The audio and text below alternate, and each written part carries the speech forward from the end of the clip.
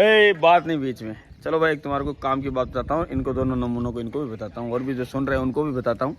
चलो पहले तुमसे एक क्वेश्चन पूछता हूँ। कल मैंने एक वीडियो देखा था, उसमें किसी ने एक महाराज से क्वेश्चन पूछा था। महाराजों का तो आपको पता ही कितना नॉलेज होता है।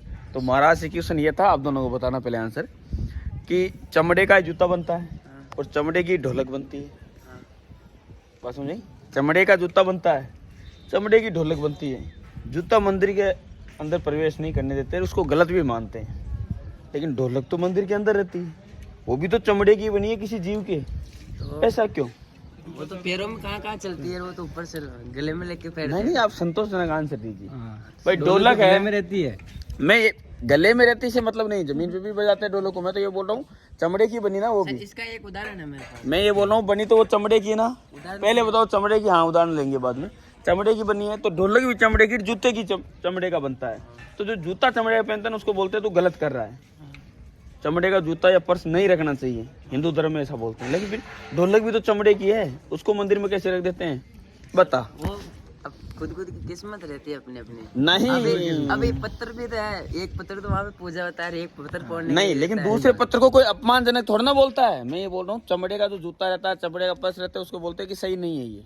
सर मंदिर में प्रवेश भी नहीं रहता। जूते को कौन सा अपमानजनक? तो महाराज ने इसका आंसर दिया, पहले मैं बताता हूँ। महाराज ने जो आंसर दिया, महाराज ने कहा कि जैसे हाथ दोनों हमारे हैं तो बायां हाथ से जब पूजा करते हैं गलत मानते हैं और दायां हाथ से पूजा करते हैं उसको सही मानते हैं, इसलिए। लेकिन ये संतोषजनक आंसर नहीं है, महाराज की जितनी बुद्धि थी उतना ही। संतोषजनक आंसर मैं बताता हूँ। पूजा चमड़े की नहीं होती, पूजा होती है स्थान की। अगर आप दारू के ठेके पे बैठे रहोगे आपकी छवि अलग रहेगी, वही आप सत्संग में बैठे रहोगे तो आपकी छवि अलग रहेगी। मैटर चमड़ा नहीं करता, स्थान जगह मैटर करती है, ध्यान रखना हमेशा। और महाराज तो महाराज के हिसाब से बता दिया। जो जैसे मैंने पहले बताया कि ए और बी के बीच, ए और सी के बीच में अगर बी को 8 के रूप में लिखा जाए तो उसको पढ़ने वाला ABC पढ़ेगा और वही 7, 8, 9 भी पढ़ेगा। यानी स्थान मैटर करता है, ना कि चमड़ा। तो जो ढोलक होती है वो मंदिर में रहती है इसलिए उसको पवित्र माना जाता है, और चमड़ा पैरों में रहता है लोगों के इसलिए उसको अपवित्र माना जाता है। बात समझ में आई? समझ में आई? इसलिए वैल्यू किसकी है? आप किस स्थान पे रहते हैं उसकी वैल्यू है। अब ये कमांडो अकेडमी में रहते हैं इसलिए इनकी वैल्यू है, नहीं तो कोई चूतिया अकेडमी में होते तो कहाँ वैल्यू होती है? इसीलिए याद रखना जिंदगी में स्थान अच्छा चुनना, संगत अच्छी होनी चाहिए। अगर आपकी संगत अच्छी है, जैसे आपको बताऊं कोई दारू के ठेके पे अगर आप पीते भी नहीं हो, आप बैठना वहाँ, गाँव में आपकी ये बात चल जाएगी कि लड़का पक्का पीता है और आपकी इज्जत डाउन हो जाएगी।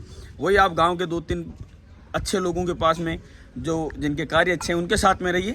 भले ही आप कुछ भी करते हो लेकिन लोगों की धारणाएं ऐसी बन जाएगी कि बहुत ही अच्छा इंसान है।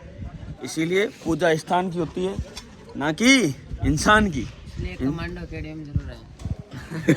हाँ, तो महाराज जी का क्या इतना ही था, उतना उन्होंने बता दिया। अभी मैंने सोचा इनको बता देता हूँ साथ में आपको भी, ठीक है?